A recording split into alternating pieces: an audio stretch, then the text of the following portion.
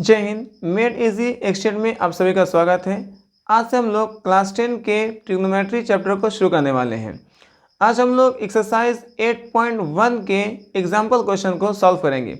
इसके पहले की वीडियोस में हम लोग ट्रिग्नोमेट्री के कई सारे बेसिक कॉन्सेप्ट्स और ट्रिग्नोमेट्री के फॉर्मूले को पढ़ चुके हैं।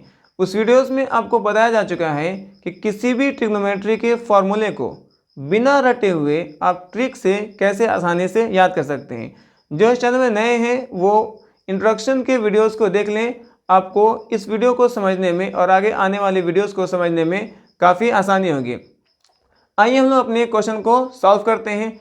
आपको क्वेश्चन नंबर 1 में दिया गया है, किसी समकोण त्रिभुज ABC में कोण B 90 है। जो समकोण त्रिभुज है उसको इंग्लिश में राइट एंगल ट्राइंगल कहते हैं। तो क्वेश्चन क्या बना, किसी समकोण त्रिभुज किसी राइट एंगल ट्राइंगल में ABC में कोण B 90 है। जब भी किसी एंगल को 90 बनाया जाएगा आपको उस एंगल को यहाँ पर प्लेस करना होता है। ये दो राइट एंगल ट्राइंगल बनाए गए हैं, इसमें ये एंगल जो है आपको 90 बनता है, ये एंगल 90 रहेगा।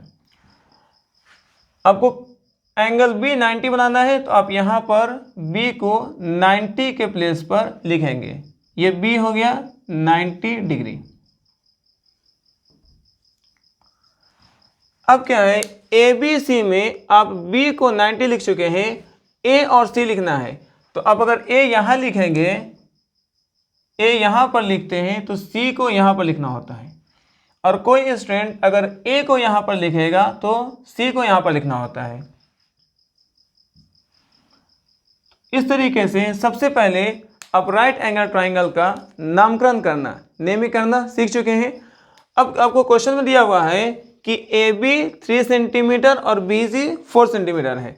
इस वैल्यू को पहले पुट कर लेते हैं। AB 3 सेंटीमीटर, AB कितना है 3 सेंटीमीटर, और BC 4 centimetre, BC 4 centimetre. AB 3 centimetre और BC 4 सेंटीमीटर। अब इस राइट एंगल ट्राइंगल में आपको दो साइड तो दिए गए हैं, तीसरा साइड नहीं पता है AC। अब AC कैसे निकालेंगे, उसके लिए हम लोग पाइथागोरस प्रमेय का यूज करेंगे। आगे क्वेश्चन दिया गया है tan C और tan A निकालने के लिए। क्या दिया गया है, tan C और tan A निकालने के लिए दिया गया है। अब इस दो क्वेश्चन में आप ध्यान से देखिएगा, दोनों का रेफरेंस एंगल अलग अलग है, और इसीलिए आपको यहाँ पर दो राइट एंगल ट्राइंगल बनाए गए थे। एक ट्राइंगल में हम लोग C को रेफरेंस एंगल बनाएंगे और दूसरे वाले ट्राइंगल में A को रेफरेंस एंगल बनाएंगे। तो अगर आप ये इसको रेफरेंस एंगल C बनाते हैं, ओके, और इस वाले को रेफरेंस एंगल A बनाते हैं, तो अब देखते हैं कि रेफरेंस एंगल के चेंज होने से क्या चेंज होता है। तो हम लोग जानते हैं कि किसी भी राइट एंगल ट्राइंगल में जो 90 है वो 90 के अपोजिट वाला साइड 90 के सामने वाली भुजा को हाइपोटेनस कर्ण कहते हैं, जिसको H लिखा जाता है। इस तरीके से जो B है, B के सामने यहाँ पर हाइपोटेनस H ये बन गया। और किसी भी राइट एंगल ट्राइंगल में रेफरेंस एंगल के अपोजिट साइड को, रेफरेंस एंगल के सामने वाली भुजा को परपेंडिकुलर P कहा जाता है, जिसको हिंदी में कर्ण, जिसको हिंदी में लंब कहेंगे। और जो तीसरी भुजा बच जाती है उस भुजा को हम लोग B कहते हैं, बेस, जिसको हिंदी में आधार कहा जाता है। तो इस तरीके से ये 90 है, 90 के अपोजिट वाले साइड को हाइपोटेनस कर्ण कहेंगे, जिसको H लिखा जाएगा। यहाँ पर A को रेफरेंस एंगल बनाया गया है, और रेफरेंस एंगल के सामने वाली भुजा को परपेंडिकुलर, हिंदी में लंब कहते हैं, जिसको P लिखा जाता है। और जो तीसरी भुजा बच जाती है उसको आधार या B कहा जाता है। इस तरीके से एक राइट एंगल ट्राइंगल का P, B और H आसानी से पहचान चुके हैं। अब आपको क्या कीजिए कि जो साइड आपको नहीं दिया गया है वो साइड पाइथागोरस थ्योरम से आप फाइंड आउट कर लीजिए। आपको इसमें AC का वैल्यू नहीं पता है, और AC यहाँ पर क्या बना है H, तो H का वैल्यू फाइंड आउट करते हैं। हम लोग पता है कि H का फॉर्मूला √P² प्लस B² होता है। अब इसमें देखिए आपको P का वैल्यू कितना है 3 स्क्वायर करेंगे, और B कितना है 4 का स्क्वायर करेंगे। 3 का स्क्वायर कितना होगा 3 3 जा 9 और 4 4 जा 16। अब 9 और 16 को ऐड कीजिए, आपको आंसर आएगा 25, और 25 का रूट निकालेंगे तो 5 आएगा। इस तरीके से हाइपोटेनस जो कर्ण है वो कर्ण का वैल्यू 5 सेंटीमीटर निकाल चुके हैं, 5 सेंटीमीटर। आपको क्वेश्चन में क्या फाइंड आउट करना है, क्वेश्चन में फाइंड आउट करना है tan C और tan A का वैल्यू निकालना है। फर्स्ट क्वेश्चन में दिया गया है tan C निकालने के लिए, और सेकेंड वाले क्वेश्चन में दिया गया है tan A निकालने के लिए कि आप tan C और tan A का वैल्यू निकालिए।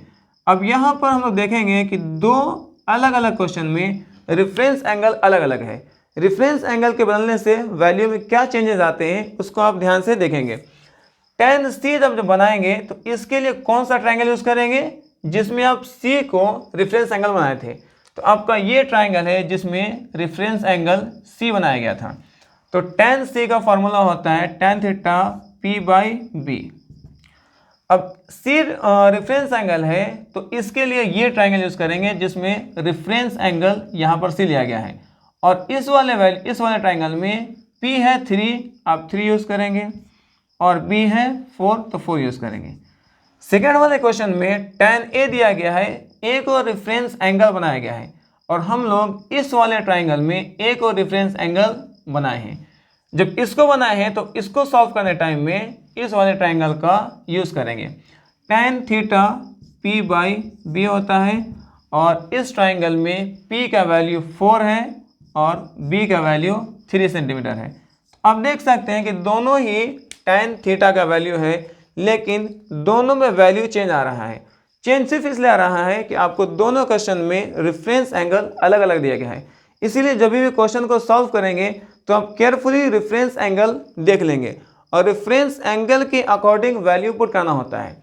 एक ही ट्रायंगल में भी बनाया जा सकता था, लेकिन कन्फ्यूज़न से बचने के लिए आपको दो अलग अलग ट्रायंगल बनाए गए हैं। इसके लिए आप लोग क्या करेंगे, दो अलग अलग ट्रायंगल में दो अलग अलग रेफरेंस एंगल लेंगे। यहाँ पर C को लिया गया है और यहाँ पर A को लिया गया है। जब इसको सॉल्व करेंगे तो ये वाला ट्रायंगल यूज़ करेंगे जहाँ पर C को रेफरेंस एंगल बनाया गया है। जब इसको सॉल्व करेंगे, इसको सॉल्व करने के लिए ये ट्रायंगल यूज़ करेंगे जहाँ पर A को रेफरेंस एंगल बनाया गया है। तो इस तरीके से क्वेश्चन को सॉल्व करने से पहले आप रेफरेंस एंगल का खास ध्यान रखेंगे। अब आते हैं क्वेश्चन नंबर 2 में।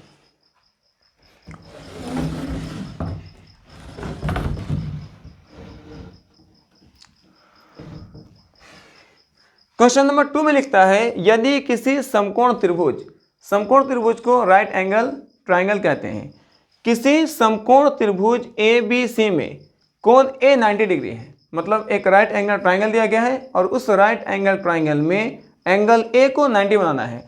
हम लोग अभी पहले क्वेश्चन में बात कर रहे थे कि जिस भी एंगल को 90 बनाना होता है वो एंगल आप यहाँ पर लिखेंगे, यह है A 90 डिग्री।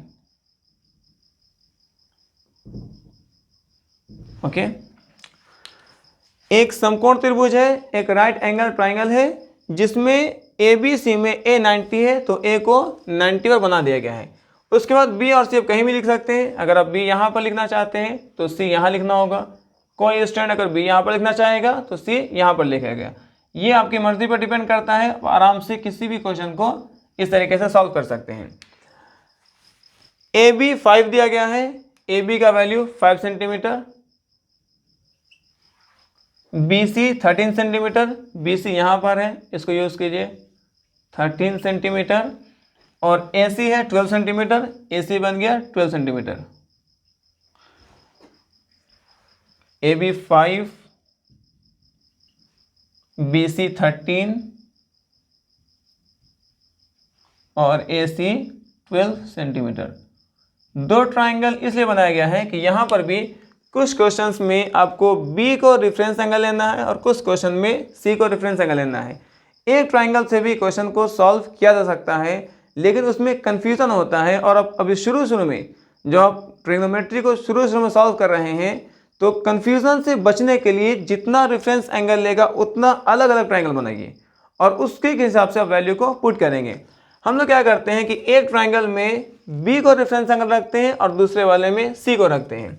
तो अगर इस ट्राइंगल में बी को रेफरेंस एंगल रखेंगे और इस ट्राइंगल में सी को रेफरेंस एंगल रखेंगे, क्योंकि क्वेश्चन में किसी में बी को रेफरेंस एंगल लेना है, किसी में सी को रेफरेंस एंगल लेना है, इसीलिए दो ट्राइंगल बनाया गया और उस दो ट्राइंगल में दो अलग अलग रेफरेंस एंगल लिया गया है। अब सबसे पहले पी बी और एच की पहचान कर लेते हैं।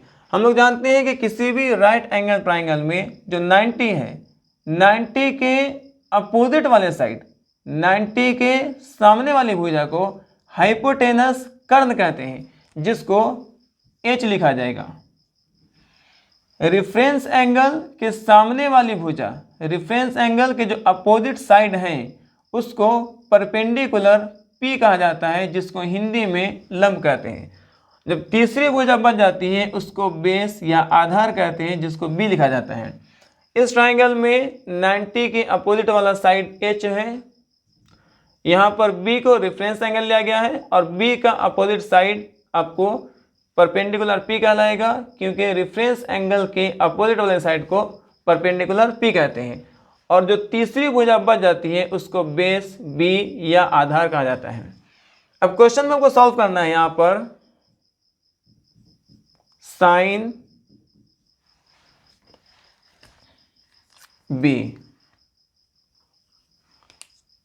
कॉस बी कॉस बी और तीसरा में है tan बी, tan बी। फिर दिया है साइन सी, साइन सी। फिफ्थ में दिया हुआ है आपको tan सी और लास्ट वन क्वेश्चन दिया हुआ है आपको सिक्स्थ में cos सी निकालने के लिए। अब यहां पर देखिए आपको इस क्वेश्चन में किस ट्रायंगल का यूज करेंगे।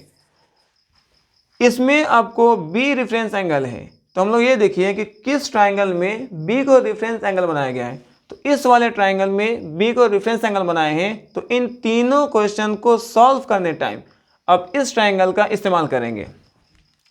इसको इस्तेमाल नहीं करेंगे क्योंकि यहाँ पर सी को रेफरेंस एंगल बनाया गया है। इसीलिए साइन थीटा का फॉर्मूला क्या होता है, P by H, P by H. इस ट्राइंगल में P का वैल्यू आपको 12 दिया गया है, तो यहाँ पर 12 लिखेंगे और H का वैल्यू 13 है, तो 13 लिखेंगे। Cos theta B by H होता है, तो B बाई एच।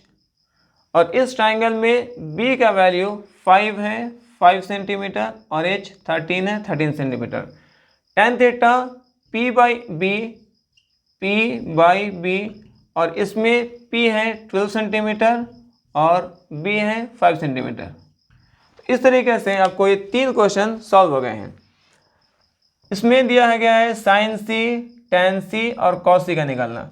अब इसको सॉल्व करने के लिए इन दोनों में से कौन सा ट्राइंगल यूज़ किया जाएगा, तो वो ट्राइंगल यूज़ करेंगे जिसमें आप C को रेफरेंस एंगल बना रहे हैं। इसमें C को रेफरेंस एंगल बनाया गया है, इसीलिए इन तीनों क्वेश्चन को सॉल्व करने टाइम में आप इस ट्राइंगल का यूज़ करेंगे। साइन थीटा क्या होता है, P by H, P by H लिखेंगे। इस ट्राइंगल में P का वैल्यू आपको 5 दिया गया है, P का वैल्यू 5 दिया गया है और H का वैल्यू 13 दिया गया है, 13 यूज़ करेंगे। इस वाले ट्राइंगल में tan C P by B होता है, P by B, P by B. P आपको दिया गया यहाँ पर ये 5 सेंटीमीटर और B दिया गया है 12 सेंटीमीटर। और cos C का होता है B बाई एच। इस वाले ट्राइंगल में B है 12 सेंटीमीटर और H है 13 सेंटीमीटर। इस तरीके से क्वेश्चन नंबर 2 सॉल्व हो गया है। अब इसमें क्या कीजिए कि दोनों को मैच करके देखिए कि रेफरेंस एंगल को चेंज होने से क्या वैल्यू चेंज हो रहा है।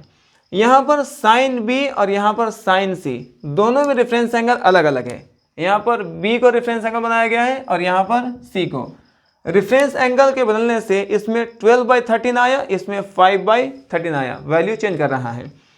इसमें cos b है, इसमें cos c है, इसमें cos b को रेफरेंस एंगल बनाने से 5/13 आया और इसमें cos c को रेफरेंस एंगल बनाने से 12/13 आया, वैल्यू बदल रहा है। इसमें tan b और इसमें tan c, वैल्यू आ रहा है 12/5 और 5/12, तो वैल्यू बहुत का चेंज हो जा रहा है। इसीलिए जब भी आप इस तरह के क्वेश्चन को सॉल्व करेंगे तो केयरफुली रेफरेंस एंगल का ध्यान रखेंगे और उससे कंफ्यूजन से बचने के लिए जितना अलग अलग रेफरेंस एंगल लेगा उतना अलग अलग आप क्या करेंगे, ट्रायंगल बनाएंगे और उसके अकॉर्डिंग वैल्यू को पुट करेंगे। उम्मीद है आपको ये दोनों क्वेश्चन बहुत आसानी से समझ में आ गया होगा।